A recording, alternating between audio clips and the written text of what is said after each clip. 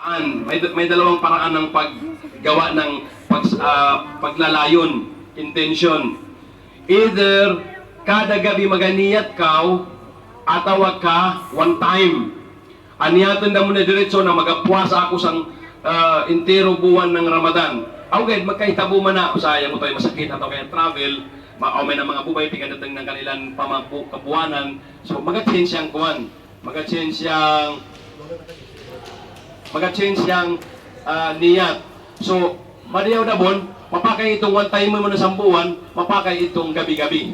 Aw malini ka, madyo din kada gabi, maganiyat ka na kasi magapuasa ka. So, paguri mo sa bahay, mapos ka magtarawi, paguri mo sa bahay, kumang ka, pagkabos makatug ka, aw pagkatug ka, tapos ato na ka mabati sang pagbangda ng padjar, sa ito pa ko makapaginiyat. Pero kung yung makapaginiyat ka, way problema. Ningawon sa banwa, yung kakanaman namin ningawon, pagkakamdag, pagkimitada ko ng utang, kapano-pano sa lugway, kasi sigupan na ngayon kayo lagi. Wala na ako makapagpuasa na nga sa, yan magkalao sa kuha kung kapag sahur. Mali ka di ito. Yang sahur, baganya ng kondisyon ng fasting na pagpuasa. So, maski hindi ka mo makakanang sahur, may problema. Basta ang importante ng gabi, bago ka matug ng gabi, at uriyan ng pagsambayan mo ng tarawih, pag niyat na nakisay magapuasa ka. Pag uri mo sa bayo, magkatug ka, di ka bumati ng wakto ng sahur, sambayan na kamdag da, labi sa otro ko bumati ng alas 7 na ng kamdag, wadi sahur. So, inkan mo puasa, basta makapag-niyat ka ng gabi, kirid, tarimahan ng Allah, nagapuasa ka. Pero kung maski pa kumang ka, uminom ka, pero wako makapag-niya, may kagit niya ka ng maturid, wako makapag-niyat na kasi magapuasa ka, di ako ito ng Allah, na makapagpuasa ka. Bantay mayo ha. So, ito yung importante ito, ang niya. Intention. Ikadua, al-imsak. Al-imsak minal mufattirat. To abstain, ang pag-iwas sa lahat ng mga makakasira sa pag-aayuno. Ano yun? Una, ang pagkain at sa pag-inom. Siyempre sa gabi, yaga intention kita na ignition ng kapuasa kisam. So yung kanani kadua, pagkailo kamdag di ako sa kumisambay ng padjar, kailangan manikay na ko itong mga amakabatar. Bawal kuman, bawal minum, bawal magsigupan, bawal da itong mga aon pamilya, bawal na mipit sa kanilang asawa o kabana. Sang anlaw ng buwan ng puasa.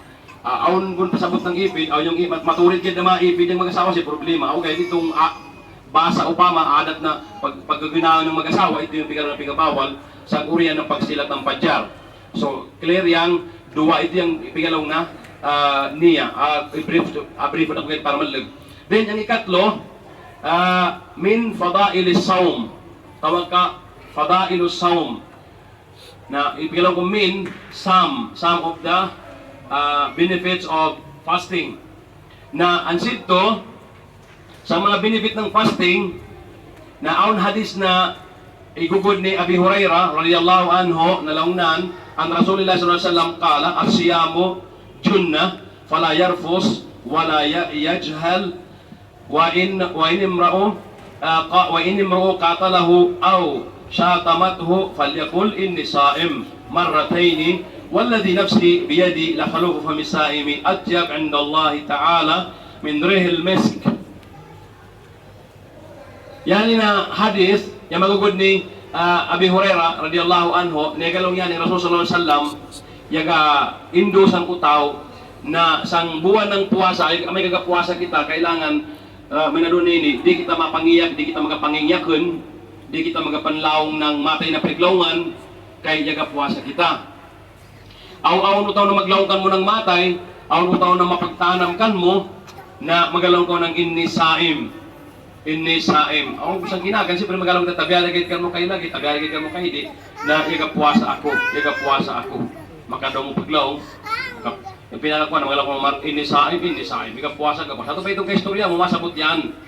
Na di ko malini mapaglalis, di ko malini mapagtanam kay kapuasa. Ang gino sa isang kamanulusay natin, di pagkalikayan na magkadatag yapon ng ugalit na mapagtanam yapon kita. Pero ito siya, hindi kita makadasin ng mga induan. Niyang pinakamadyaw, nagaw sa ang biglawan ng Allah Ta'ala na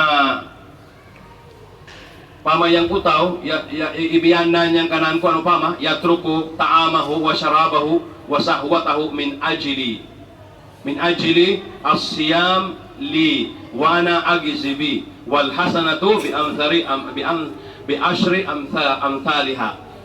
Yung continuous na piglawan ng Allah Ta'ala sa Hadisul Qudsi na yung utaw itagak na sitwasyon ibiyanan utaw yung kanan pagkaan, ibiyanan yung kanan kanan inumunon, ibiyanan yung kanan sahwa, pero yang kaysabab ng igapuwasa yan, yung igapuwasa yan para sa Allah Ta'ala.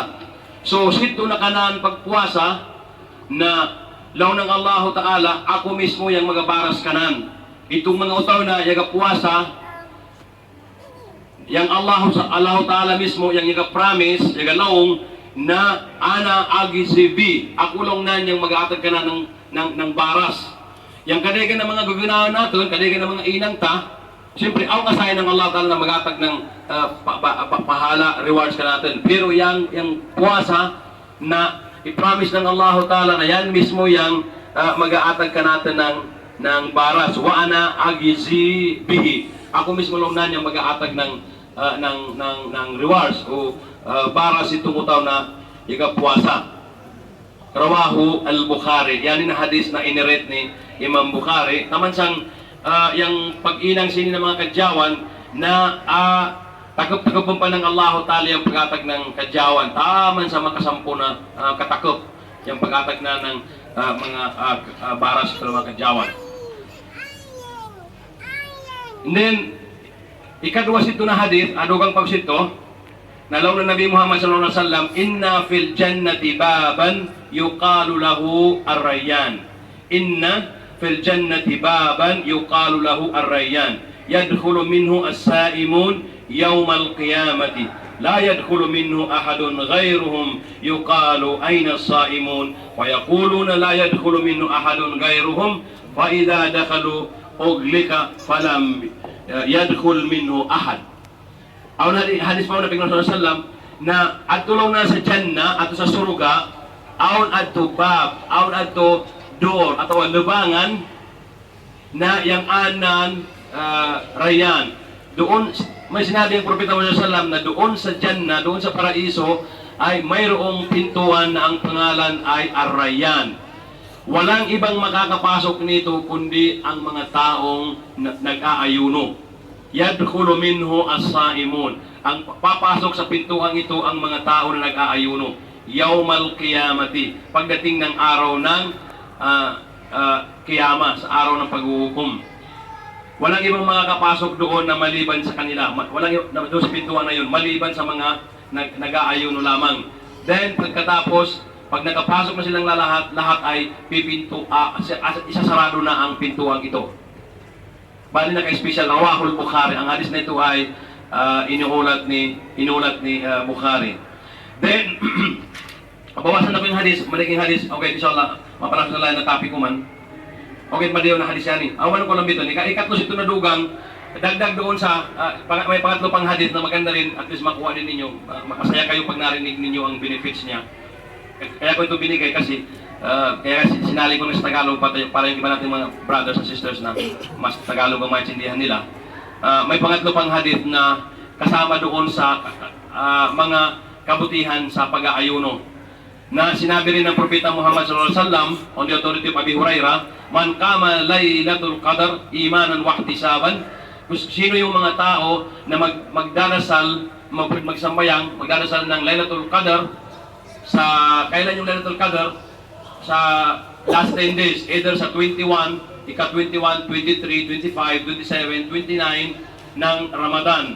Pero ang pinakamalapit, sabi ng ating, ang pinakamalapit na impormasyon ay sa 27. Pero hindi pa rin sinigurado kasi ang rules ay para sa last 10 days ay sikapin ng bawat isa na magdasal.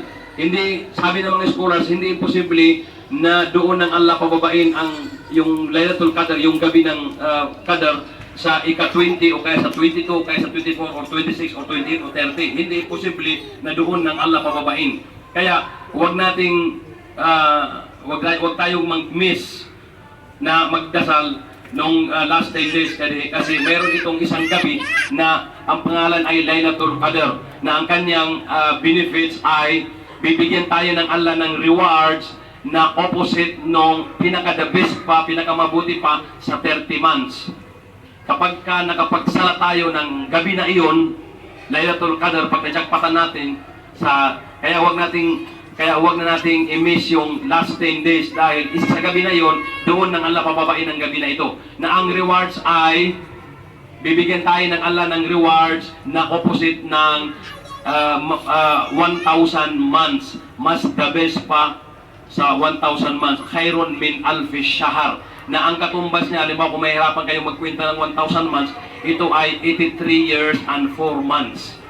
Opposite ng kapalit ng 83 years and 4 months. Isang gabi lang, ilang taon ka pa lang ngayon. O kaya kung matanda ka na, tapos hindi ka nakapagsasala sa mga dumarating na mga panahon, so malaking chance mo ito na huwag mawala sa iyo. Kung every Ramadan, nakapagdasal ka ng Laylatul Qadr, so masya Allah, mayroon tayong malaking pundo.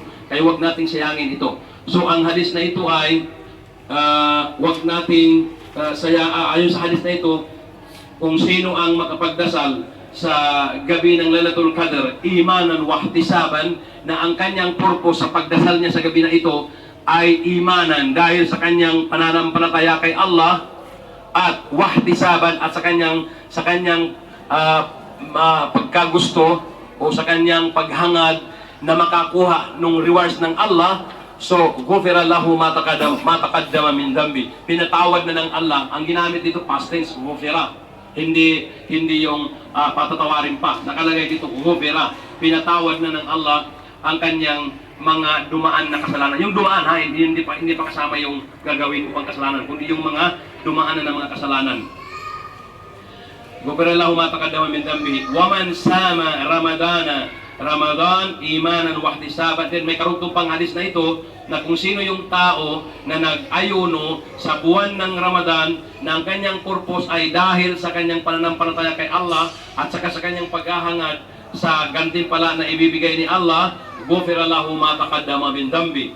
Pinatawad na ng Allah ang kanyang dumaan na mga kasalanan. Lubos-lubosin ko na, dagdagan ko pa ng isang hadis. Mayroon pang another hadis na man qama Ramadan imanan wa ihtisaban ghufira lahu ma taqaddama min dhanbi. Ang pangatlo pa dito na hadis na sinabi ng Prophet sallallahu alaihi wasallam, wala hindi kasulad dito pero alam ko na sinabi niya na kung sino yung magsala o magdasal sa gabi ng sa panahon sa buwan ng Ramadan, ibig sabihin yung nagdasal tayo ng tarawih at saka ng tahajjud, qiyamul layl, na imanan wa ihtisaban, dahil din sa ating pananampalataya at saka sa paghangad sa paggantimpala ng Allah, na pinatawad na ng Allah ang kanyang mga kasalanan. May tanong dito sa tatlong hadis na ito. Bakit tatlo pa? Bakit ganon? So, kung halimbawa magtanong kayo na kung sa pag-fasting, pag-aayuno ng tao, sinabi diyan na kung sino yung nag-aayuno sa buwan ng Ramadan, tinanggap ng dahil sa iman, sa kanyang pananampalataya at sa kanyang paghangad sa gantimpala ng Allah, tinanggap na ang kanyang kasalanan. So bakit dinagdagan pa bakit mayroon pa yung kung sino yung magdasal sa gabi ng Ramadan tulad ng tarawih at saka ng tahajjud? Bakit dinagdagan pa ng ganun? Siyempre, kung nag-fasting ka na, tinanggap mo yung kasalanan mo, yung lumaan. Hindi na kailangan na mag-qiyamul layl ka pa, hindi na kailangan na mag-Laylatul Qadr ka pa, kasi natapos na doon.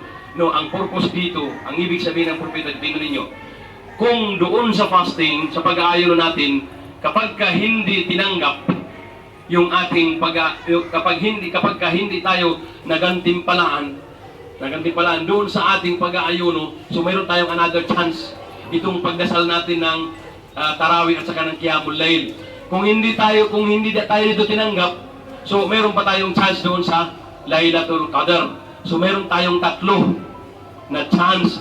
O kung lahat nitong tatlo ay tinanggap ng Allah, di pinaka-the best na nalinis ng mabuti yung ating mga kasalanan. And then dagdag doon sa ano pa, and, tapos noon, sige, continue ko na, tatapusin ko na yung pangatlo kong subtitle. Dito sa pang-apat, mayagyuzu an yakuna minasaim.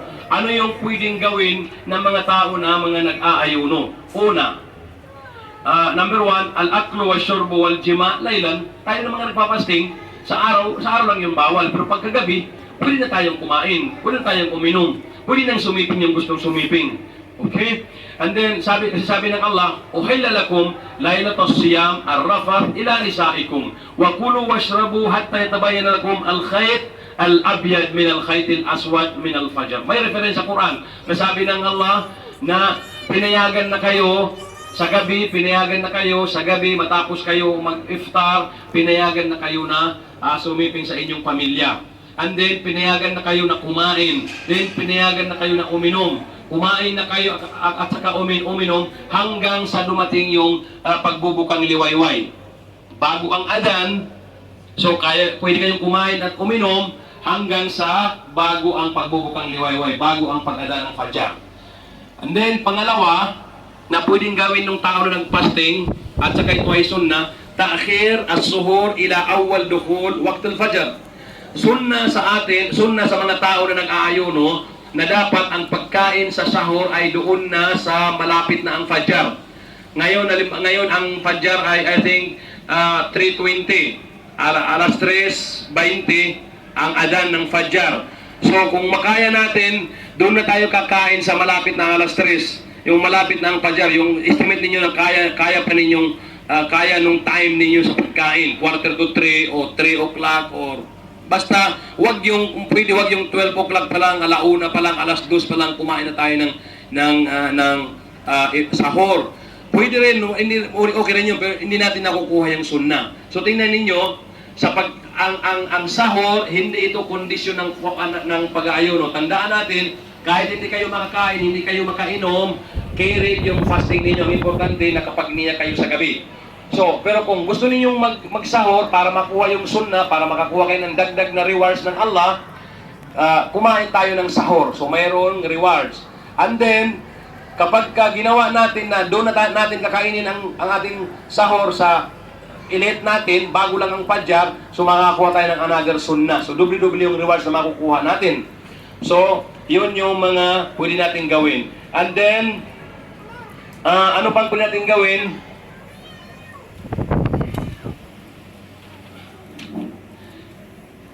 Pwede alimbawa, pag nangyari sa mga may pamilya, ang asawa, ang husband and wife, sa araw, halimbawa, ang lalaki aalis siya, bago siya umalis, ahalik sa kanyang asawa, o kaya yung asawa aalis, bago umalis, ahalik sa kanyang husband. Natural lang yun, walang problema nun. Yung nagpapaalaman ng mag-asawa, natural lang yun. Kung kontrolado niya ang kanyang sarili. Ito para sa mga asawa, para malaman natin, na pwede rin tayong humalik sa ating wife, pwede rin humalik ang wife sa husband, kung aalis, magpapaalam, o kahit kasama sa bahay, pag halimbawa sabi mo, kawawa naman si Mrs. ko, si husband ko, ano. Natural lang yun, pero kung sigurado tayo na walang mangyayari, kasi pag yun ay maging dahilan na magkakaroon ng problema ang mag-asawa, so hindi pinapayagan. Pero kung walang problema, kaya ng may amliko, napsaho, kaya niyang kontrolin ang sarili, walang problema.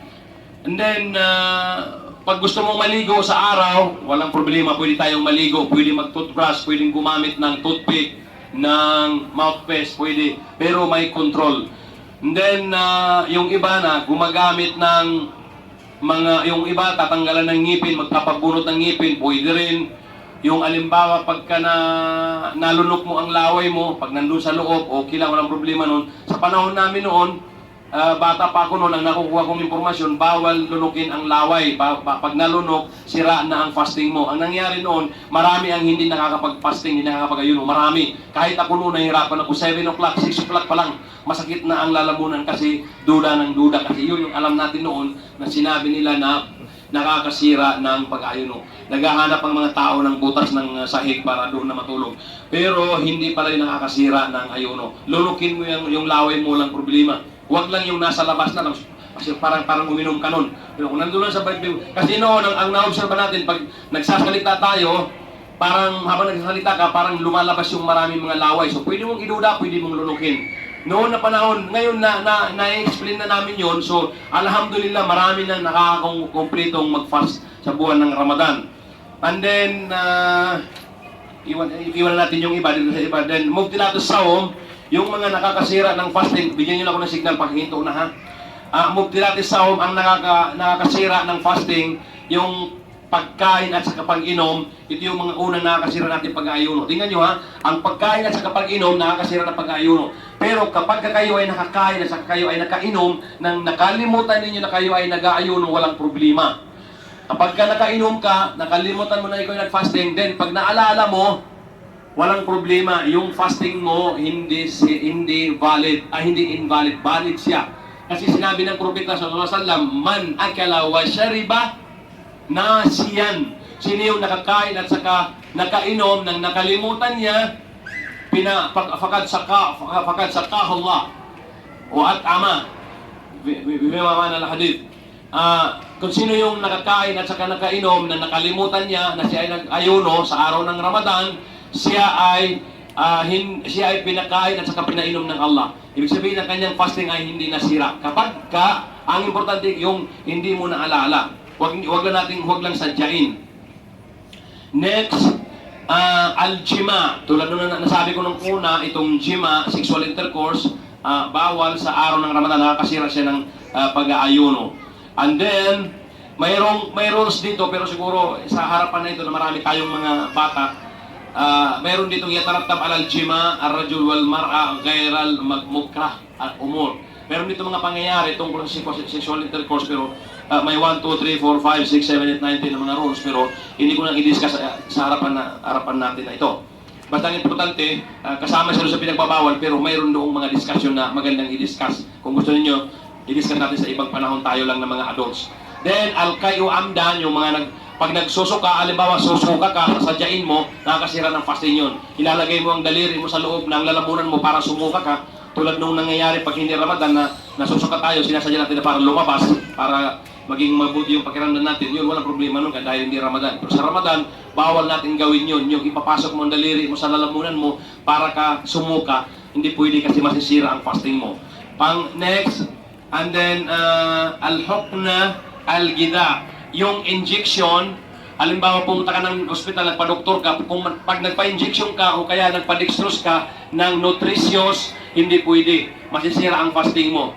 Pero kung dextrose naggamot, walang problema. Pero kung nutritious, yung parang pagkain mo, hindi pwede. Sira ang fasting mo.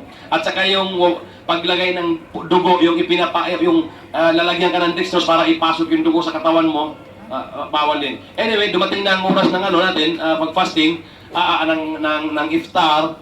So, hanggang doon na lang. Jazakallah khair. Subhanakallahumma bihamdika wa tabarak. Assalamualaikum warahmatullahi wabarakatuh.